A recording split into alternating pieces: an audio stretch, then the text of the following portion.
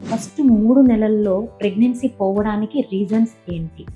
నార్మల్‌గా 2 కంటే ఎక్కువ సార్లు అబార్షన్స్ అయితే దాన్ని మనము రికరెంట్ ప్రెగ్నెన్సీ లాస్ అంటాము.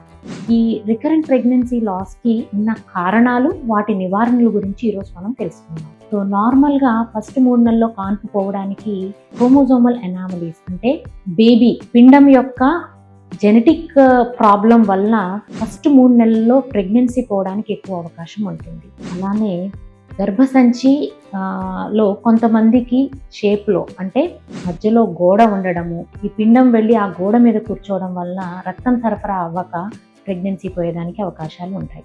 అలానే హార్మోన్ ప్రాబ్లమ్స్. హార్మోన్స్ అంటే థైరాయిడ్ ఎక్కువగా ఉండడం కానీ తక్కువగా ఉండడం కానీ, ఈ 2 రీజన్స్లో ఫస్ట్ ట్రైమిస్టర్ అబార్షన్స్ యూజువల్గా అవుతూ ఉంటాయి. అలానే షుగర్స్ కంట్రోల్లో లేకుండా మీరు ప్రెగ్నెన్సీని ప్లాన్ చేసుకుంటే, అంటే మీరు ఎప్పుడైతే ప్రెగ్నెన్సీని ప్లాన్ చేసుకోవాలనుకుంటారో కనీసం దానికి 3 నెలల ముందు నుంచి మీ షుగర్ లెవెల్స్ కంట్రోల్లో ఉండాలి. అలా ఉండకపోవడంలో బేబీలో జెనెటిక్ మార్పులు, దాని డయాబెటిక్ ఎండియోపతి అంటాం. సో ఇలాంటి కారణాల వలన కూడా మొదటి 3 నెలల్లో ప్రెగ్నెన్సీ పోవడానికి ఎక్కువ అవకాశం ఉంటుంది.